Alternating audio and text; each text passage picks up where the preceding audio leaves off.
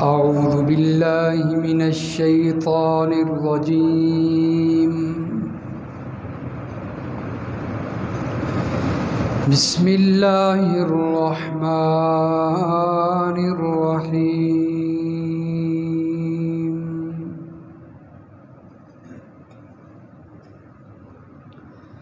ولما توجه تلقاء مدين قال عسى ربي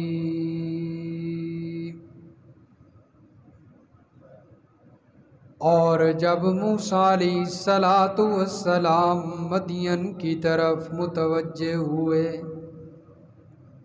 مدین کی طرف جانے لگے تو کہتے ہیں امید ہے کہ میرا رب ان یہدینی سواء السبیل، میرا رب مجھ کو سیدھے رستے پر چلائے گا، سیدھے رستے کی طرف میری رہنمائی کرے گا۔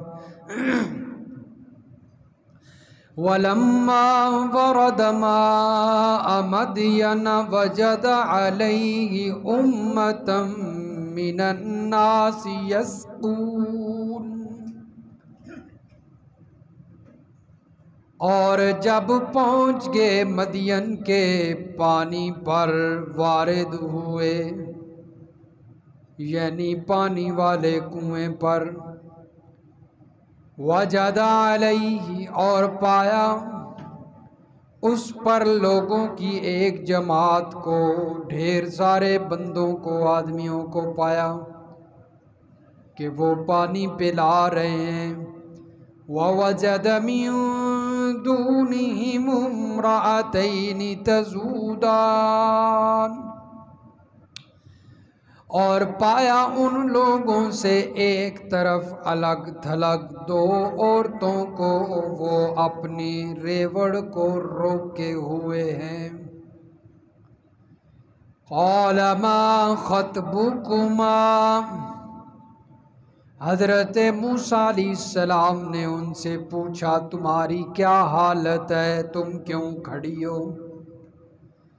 قَالَتَا لَا نَسْقِي حَتَّى يُصْدِرَ الرِّعَاءُ، وہ کہنے لگی ہم اس وقت تک پانی نہیں پلاتی یہاں تک کہ یہ چرواہے لوٹ جائیں، واپس چلے جائیں پانی پلا کر۔ وَأَبُونَا شَيْخٌ كَبِيرٌ، اور ہمارے ابا وہ بوڑھے ہیں، بڑی عمر کے ہیں، ضعیف ہیں۔ فَسَقَىٰ لَهُمَا ثُمَّ تَوَلَّىٰ إِلَى الظِّلِّ، پس حضرت موسیٰ علیہ السلام نے ان لڑکیوں کے ریوڑ کے لیے پانی کھینچا اور ان کو پلایا، پھر واپس درخت کے سائے کے نیچے آ کر بیٹھ گئے۔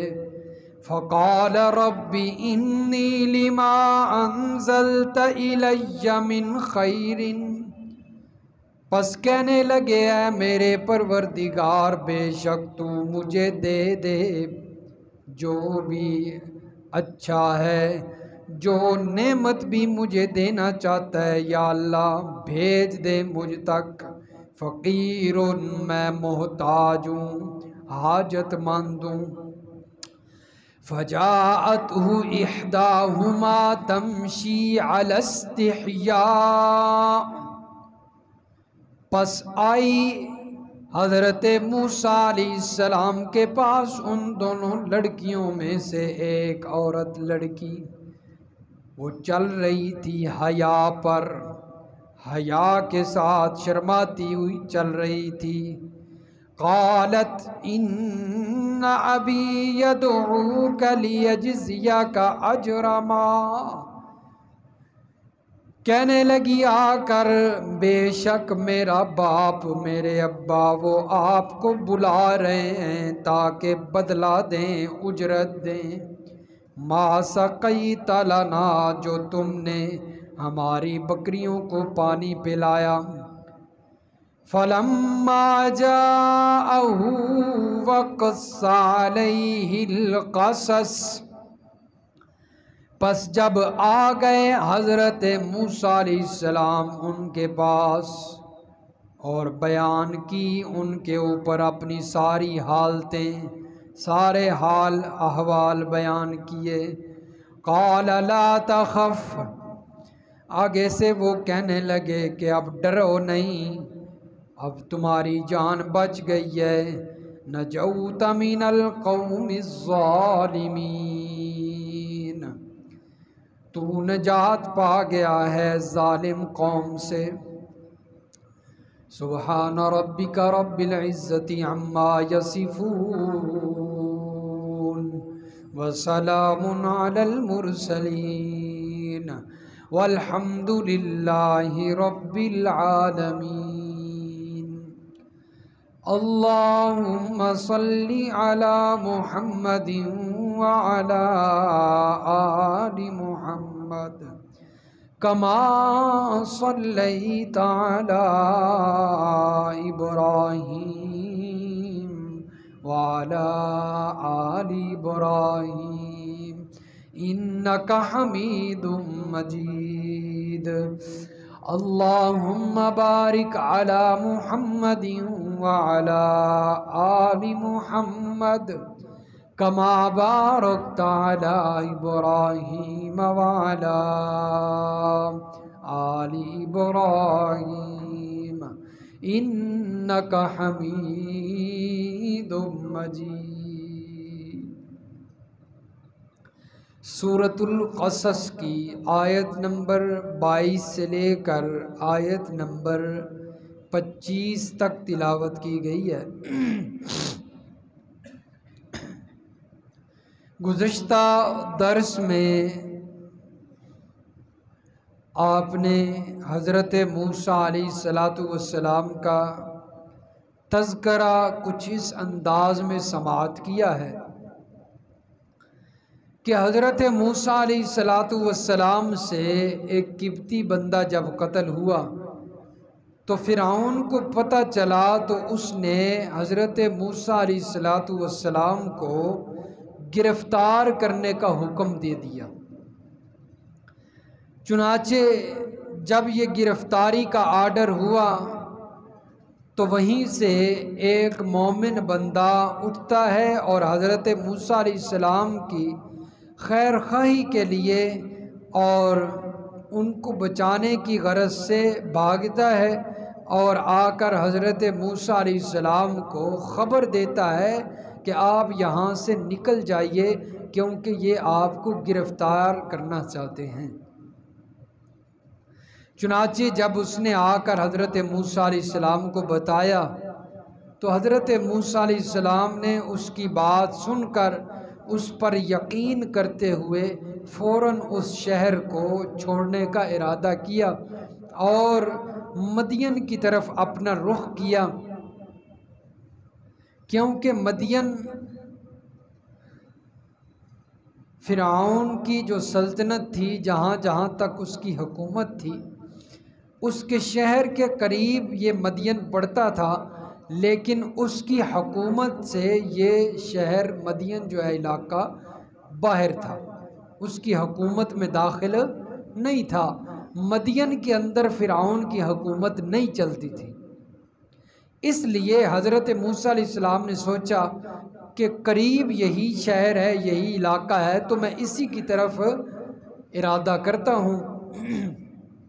لیکن حضرت موسیٰ علیہ السلام کو اس کا کوئی رستہ خاص معلوم نہیں تھا کہ وہ کس طرف ہے، اس کا رستہ کون سا اس علاقے کی طرف رستہ جاتا ہے، رستہ معلوم نہیں تھا، لیکن ایک اندازے کے ساتھ چل پڑے اور پھر اللہ تبارک و تعالیٰ کے حضور دعا کرتے ہیں، ربی ان یہدینی سواء السبیل، اللہ تعالیٰ امید ہے کہ مجھے سیدھے رستے پر چلائے گا اور رستے کی طرف میری اللہ رہنمائی کرے گا۔ چنانچہ دعا کرتے کرتے حضرت موسیٰ علیہ السلام نے سفر شروع کیا، اور یہ سفر پیدل سفر تھا ان کا۔ حضرت موسیٰ علیہ السلام کوئی 7 8 10 دنوں کے اندر اس علاقے میں پہنچے، تو درمیان میں کوئی سامان نہیں ہے، کوئی کھانا پینا نہیں ہے، اسی طرح بھوک کے ساتھ یہ سفر کرتے رہے اپنی جان بچانے کے لیے۔ چنانچہ وَلَمَّا وَرَدَ مَاءَ مَدْيَنَ وَجَدَ عَلَيْهِ أُمَّةً مِّنَ النَّاسِ يَسْقُونَ۔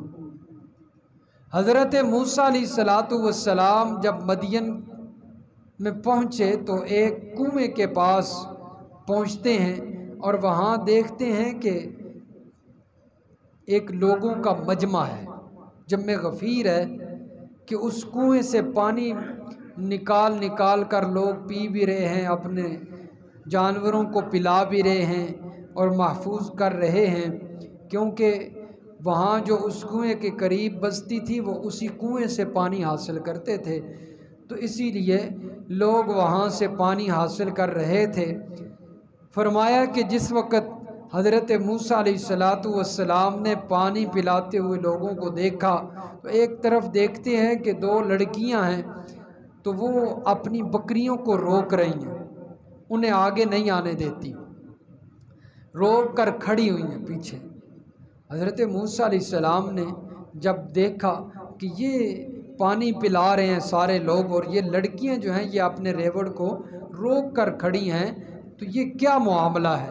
تو ان کے قریب گئے، ہمدردی کے نظریے سے پوچھو تو صحیح ان کے ساتھ کوئی مسئلہ ہے، کیا وجہ ہے؟ تو کہتے ہیں ما خطبکما، کیا حال ہے تمہارا؟ یعنی یہ جو تم ہاتھ کے ساتھ ان کو روک رہی ہو، یہ کیوں کر رہی ہو؟ ان کو پانی کے قریب کیوں نہیں آنے دیتی؟ باقی سارے اپنے جانوروں کو پانی پلا رہے ہیں۔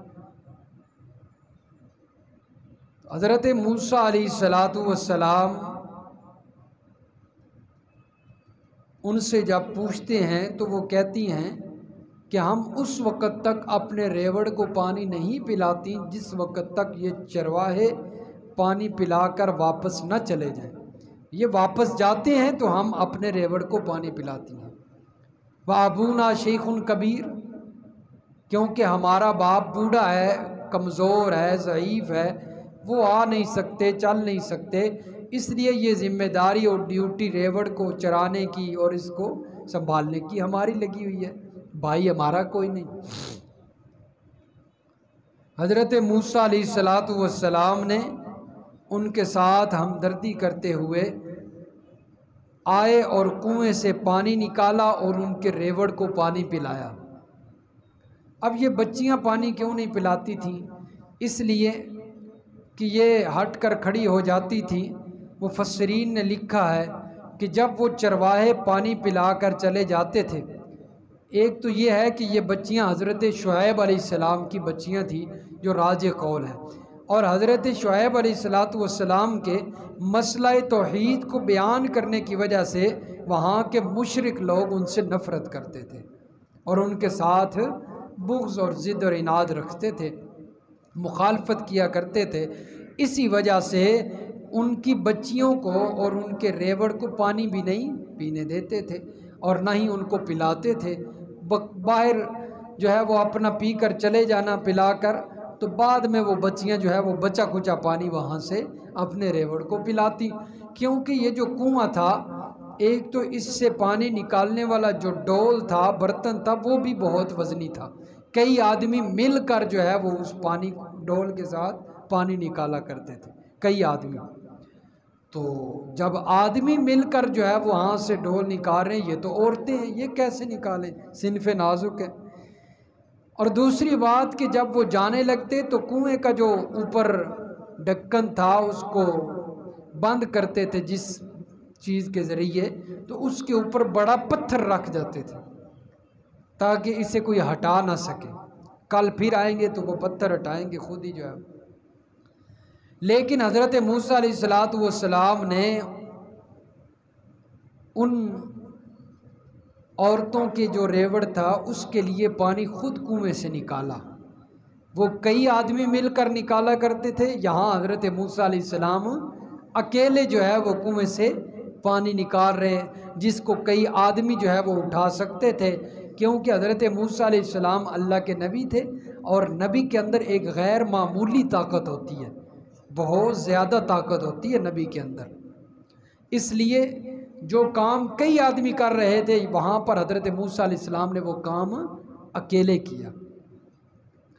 چنانچہ حضرت موسیٰ علیہ السلام ان کو پانی پلاتے ہیں تو وہ پانی پلوا کر اپنے ریوڑ کو گھر واپس لوٹی، اور حضرت موسیٰ علیہ السلام وہیں درخت کے سائے میں بیٹھ گئے، تھکے ہوئے تھے، چلو تھوڑی دیر سکون حاصل کرتا ہوں، مسافر تھے، کھانے پینے کو تو کچھ ہے کوئی نہیں، چلو سکون تو حاصل کروں، تھوڑی نیند کر لوں، کیونکہ مسافر جب سفر کر رہا ہوتا ہے، جب وہ تھک ہار جاتا ہے تو وہ درخت کی تلاش میں جو ہے وہ ادھر ادھر دیکھتا ہے اور درخت کا سایہ حاصل کرتا ہے۔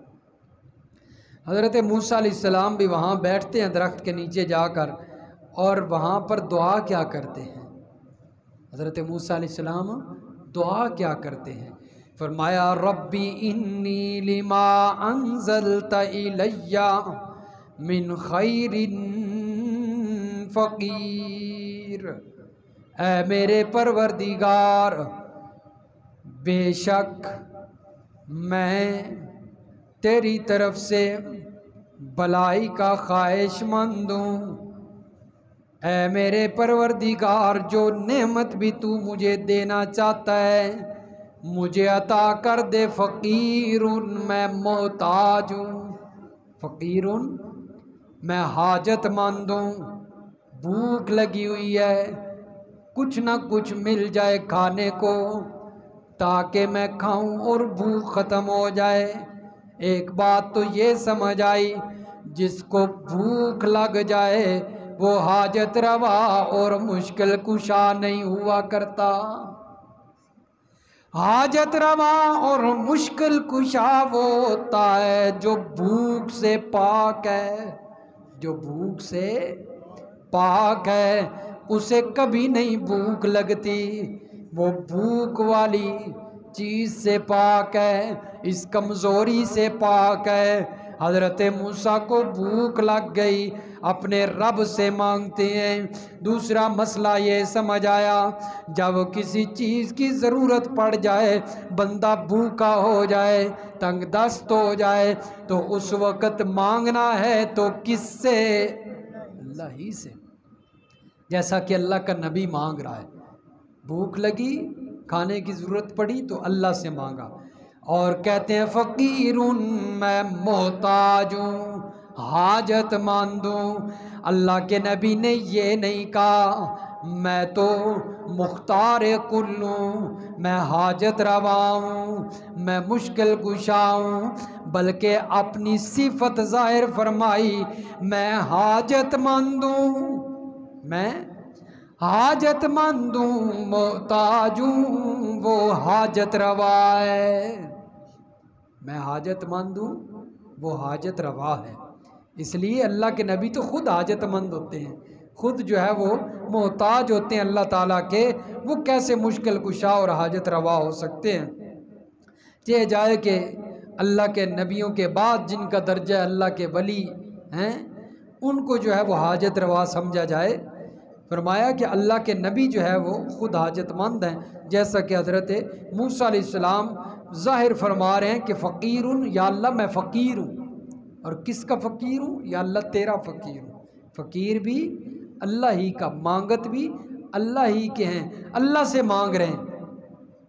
جیسا کہ قرآن مجید نے دوسرے مقام پہ سورۃ فاطر کے اندر پارہ نمبر 22 میں فرمایا یا ایھا الناس انتم الفقراء الی اللہ، اے لوگو تم سارے فقیر ہو، مانگتو، تم سارے منگتے ہو، تم سارے حاجت مند ہو، تم سارے محتاج ہو، الی اللہ، کس کے؟ اللہ ہی کے، اللہ کے فقیر ہو تم، اللہ سے مانگنے والے ہو، اللہ کے سامنے جو ہے وہ دامن پھیلانے والے ہو۔ یا ایھا الناس، اے لوگو، سارے لوگ، نبی بھی ولی بھی وہ بھی اللہ سے مانگنے والے ہیں۔ فرمایا دینے والا اور داتا صرف اور صرف کون ہے؟ اللہ ہی ہے۔ حضرت علی حجویری داتا نہیں ہے، داتا صرف کون ہے؟ اللہ ہی۔ لوگوں نے حضرت علی حجویری کو داتا سمجھ لیا، حالانکہ وہ خود اپنی زندگی میں مانگنے والے تھے۔ کس سے؟ اللہ سے۔ وہ تو اس داتا سے مانگنے والے تھے جو سب کا داتا ہے، جو حضرت علی حجویری کا بھی داتا ہے۔ اور آج لوگوں نے حضرت علی حجویری کے جہاں پر قبر ہے وہاں پر جو مزار بنایا گیا اسی کا نام داتا دربار رکھ دیا۔ دربار صرف اسی کے داتے، اسی داتا کا ہے، اسی سے مانگنا چاہیے، اور اس کا دربار مسجد ہے۔ مسجد میں آئیں، صلاۃ الحاجت پڑھیں اور اس سے مانگیں، وہ مانگنے والے کو عطا کرتا ہے۔ حضرت علی حجویری کسی کو کچھ نہیں دے سکتے، حضرت علی حجویری کسی کو کچھ نہیں دے سکتے، وہ تو ختم ہو گئے ہیں، مر گئے ہیں، فوت ہو گئے ہیں، اس دنیا سے چلے گئے ہیں۔ جب وہ دنیا کے اندر رہتے ہوئے کسی کو کچھ نہیں دے سکتے، جب وہ اب دنیا میں نہیں ہیں تو اب کیا کسی کو دے سکتے؟ اس لیے حضرت موسیٰ علیہ السلام اور یہ مسلک الانبیاء فی مسلۃ الدعاء ہے۔ پکار کے اندر انبیاء کا مسلک کیا ہوتا ہے، مانگنے کے اندر انبیاء کا مسلک کیا ہوتا ہے، انبیاء کا عقیدہ، نظریہ، انبیاء کا مسلک مانگنے میں یہ ہے کہ صرف اور صرف اللہ سے مانگا جائے، کسی اور سے نہ مانگا جائے۔ حضرت موسیٰ علیہ السلام نے بھی اللہ سے مانگا، اور اللہ فرماتے ہیں جو مجھ سے مانگتا ہے نا، جو مجھ سے مانگتا ہے وہ اپنی وسعت اور اپنی ظرف کے مطابق مانگتا ہے، اور میں اسے اپنی رحمت کے مطابق عطا کرتا ہوں۔ یہ اللہ کا وعدہ ہے۔ حضرت موسیٰ علیہ السلام نے اللہ سے روٹی مانگی، کھانا مانگا، بھوک لگی ہوئی تھی نا، اللہ نے فرمایا میرے پیغمبر تو نے مجھ سے کھانا مانگا، میں کھانا بھی دوں گا، کھانا پکانے والی بھی دوں گا، کھانا بھی دوں گا، کھانا پکانے والی بھی دوں گا، کیونکہ میرے پیغمبر، میرا بندہ مجھ سے اور طریقے سے مانگتا ہے، میں اسے اپنی رحمت کے مطابق عطا کرتا ہوں، اور میری رحمت تو بڑی وسیع ہے، میرے خزانے بڑے وسیع ہیں، میں مختار کل ہوں۔ فرمایا کہ فجاءت احداہما تمشی علی استحیاء، پس حضرت موسیٰ کے مانگنے کی دیر تھی کہ وہ بچیاں، وہ لڑکیاں گھر پہنچیں۔ حضرت شعیب علیہ السلام نے پوچھا اور سوچا کہ آج جلدی کیوں آ گئی ہو، پہلے تو اتنی جلدی تم نہیں آیا کرتی تھی، آج جلدی کیسے آ گئی ہو؟ تو انہوں نے سارا ماجرا بتایا کہ وہاں پر ایک شخص ملا ہے اور مسافر تھا وہ، اس نے ہمارے لیے جو ہے وہ کنویں سے پانی نکالا ہے، تو ہمارے ریوڑ نے پانی پیا ہے، تو آج ہم جلدی آ گئی ہیں۔ پہلے ہم جو ہے وہ انتظار کرتی تھی تاکہ سارے لوگ چلے جائیں واپس، اور جو سائڈوں پہ پانی گرا ہوتا ہے، کوئی بچہ ہوتا ہے، وہ ہمارا ریوڑ پیتا ہے اور واپس آتی تھی۔ آج اس لیے ہم جلدی آ گئیں کہ اس مسافر نے ہماری مدد کی ہے۔ حضرت شعیب علیہ السلام نے جب یہ بات سنی اور ان کی بیٹیوں نے یہ بھی بتایا کہ وہ ہمیں پانی پلوا کر جو ہے وہ سائیڈ پہ ہو کر درخت کے سائے میں آرام کرنے لگ گیا ہے، حضرت شعیب علیہ السلام سمجھ گئے کوئی مسافر ہوگا، بھوک تو لگی ہوگی، تو اپنی بچی کو بھیجا، جاؤ اس سے بلا کر لاؤ، جاؤ اس سے بلا کر لاؤ۔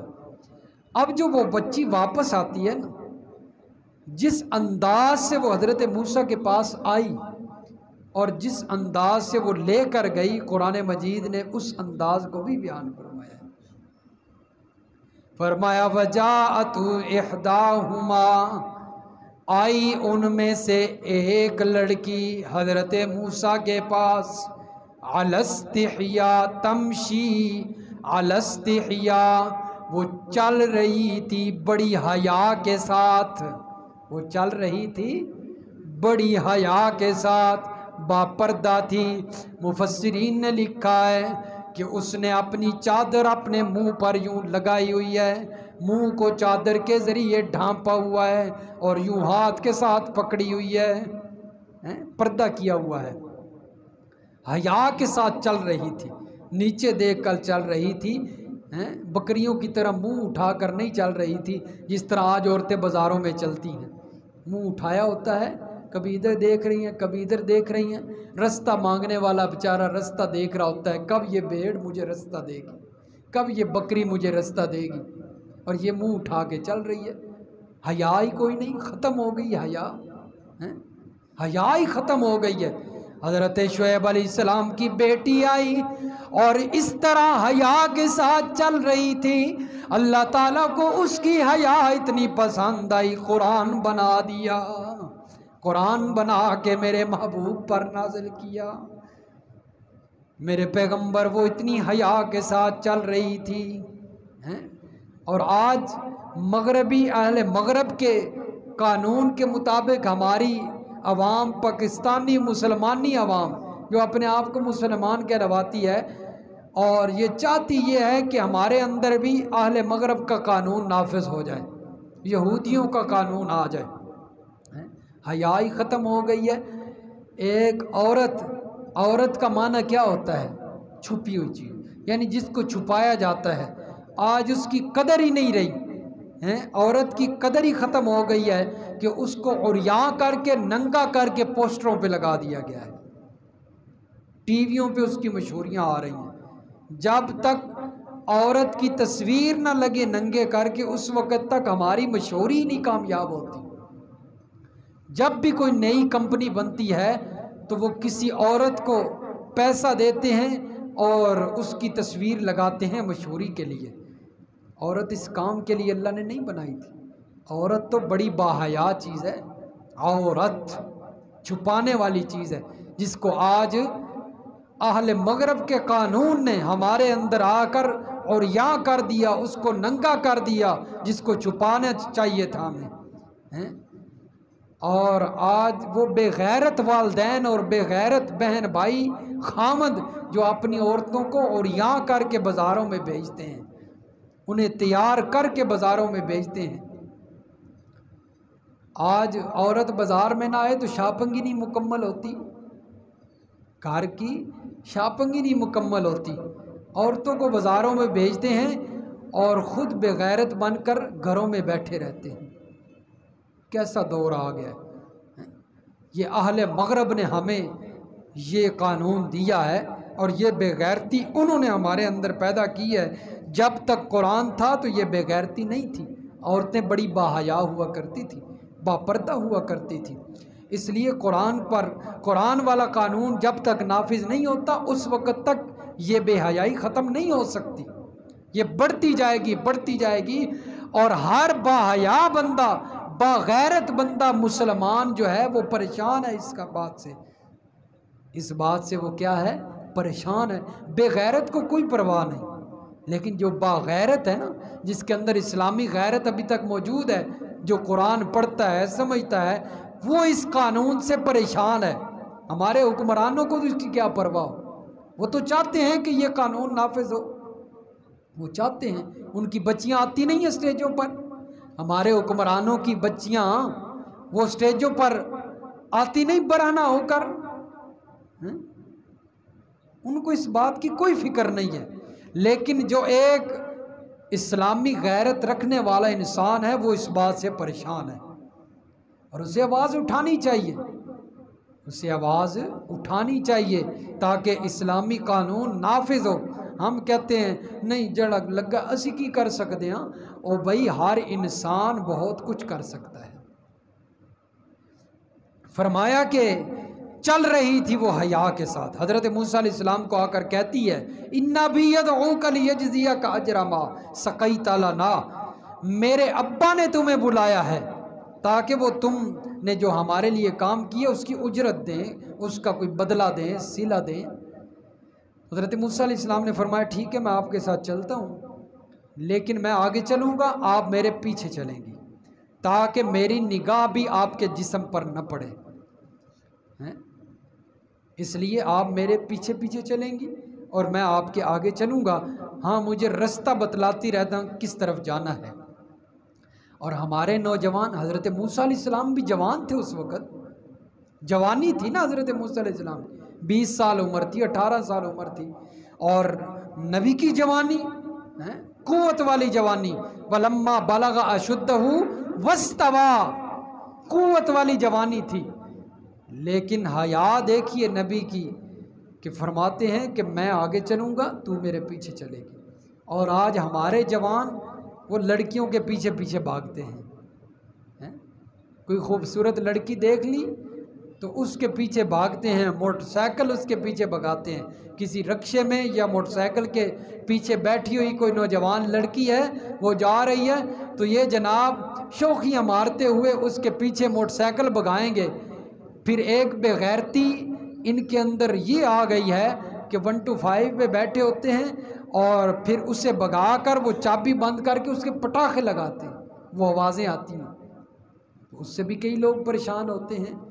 میں خود کئی دفعہ جا رہا ہوتا ہوں، انسان اپنے ذہن میں ذکر و اذکار کرتے جا رہا ہے، لیکن وہ اچانک پاس آ کر وہ کرتے ہیں نا، چابی لگاتے ہیں ریس دے کر، وہ پٹاخہ اتنی آواز آتی ہے بندہ ڈر جاتا ہے۔ اگر اس ڈر کی وجہ سے وہ جو اپنے دھیان میں جا رہا ہے بندہ، اس کا موٹر سائیکل دائیں بائیں ہو اور وہ کسی حادثے کا شکار ہو جائے، اس کا ذمہ دار کون ہوگا؟ ان بے غیرتوں کو سنبھالنے والے کوئی نہیں ہوتے پیچھے، ان کے والدین ہیں نا، کھلی چھوٹ دی ہوئی ہے، جو مرضی کرتے رہو۔ ہماری بھی جوانی ہے، ان کی جوانی کوئی زیادہ جوش مارتی ہے، اور بھی جوان لڑکے ہیں، باحیا لڑکے ہیں جن کے والدین نے اچھی تربیت کی ہے، وہ بھی سفر کر رہے ہوتے ہیں، لیکن ان کی جوانی کوئی علیحدہ جوانی ہے یار۔ تو اس لیے حیا ہی ختم ہو گئی ہے۔ قرآن زندگیوں سے جائے گا تو حیا کیسے آئے گی؟ حیا تو ختم ہوگی۔ اس لیے اولاد کو قرآن پڑھائیے، اولاد کو قرآن سکھائیے تاکہ ان میں حیا پیدا ہو، وہ بڑے ہوں، جوانی کو پہنچیں، باغیرت ہوں، باحیا ہوں، بے غیرت نہ ہو جائیں، بے حیا نہ ہو جائیں۔ اپنی اولاد کو قرآن پڑھائیے، جن کو اللہ نے اولاد کی نعمتوں سے نوازا ہے۔ بڑی پریشانی بنتی ہے، پھر والدین کے لیے خود پریشانی بنتی ہے، بڑے ہو کر وہ پریشان کرتے ہیں۔ لیجزیک اجر ما سقیت لنا، حضرت موسیٰ علیہ السلام چلے گئے، وہاں جا کر انہوں نے کھانا پیش کیا، حضرت موسیٰ علیہ السلام نے انکار کر دیا، کہتے ہیں کہ میں نہیں کھاؤں گا، ہم اجرت کا مطالبہ نہیں کرتے، اگر کوئی کام ہمدردی کے لیے کر دیں تو ہم اس پر اجرت نہیں لیتے، اس لیے میں کھانا نہیں کھاؤں گا۔ حضرت شعیب علیہ السلام بھی اللہ کے پیغمبر تھے، انہوں نے کہا نہیں، یہ اجرت نہیں، یہ ہماری طرف سے مہمان نوازی ہے، ہمارے پاس کوئی مسافر آ جائے ہم اسے خالی ہاتھ نہیں جانے دیتے، ہم اسے کھانا کھلاتے ہیں۔ اور میرے محبوب صلی اللہ علیہ وسلم کا فرمان ہے کہ من لم یکرم ضیفنا، جو اپنے مہمان کی مہمان نوازی نہ کرے، فلیس منا، وہ ہم میں سے نہیں ہے۔ تو میرے محبوب کا طریقہ بھی یہی تھا، صحابہ کرام کی تربیت جو کی کہ جو مہمان آ جاتا اس کی خوب مہمان نوازی کی جاتی، خوب اس کو جو ہے وہ اچھا کھانا کھلایا جاتا۔ اس لیے حضرت شعیب علیہ السلام نے فرمایا کہ ہم خالی ہاتھ نہیں جانے دیں گے۔ چنانچہ حضرت موسیٰ علیہ السلام کے سارے احوال اور سارے جو ہے وہ پچھلا جو معاملہ ہوا وہ حضرت موسیٰ علیہ السلام نے حضرت شعیب علیہ السلام کو بتایا کہ اس طرح میرے ساتھ معاملہ ہوا ہے، مجھے گرفتار کرنے کے لیے وہ نکلے تھے اور میں وہاں سے بھاگا ہوں اور آپ تک پہنچ گیا ہوں۔ اب حضرت شعیب علیہ السلام نے تسلی دی، قالوا لا تخف، اب ڈرنے کی ضرورت نہیں ہے، نجوت من القوم الظالمین، ظالم قوم سے تو نجات پا چکا ہے، فرعون یہاں تک نہیں آ سکتا کیونکہ اس علاقے میں اس کی حکمرانی نہیں چلتی، اب جس علاقے میں تو پہنچ چکا ہے، اب تو جو ہے وہ ہمارے پاس آ گیا، اس لیے اب ڈرنا نہیں۔ تو آگے کیا معاملہ ہوا انشاءاللہ پڑھیں گے، اللہ سمجھ نصیب فرمائے۔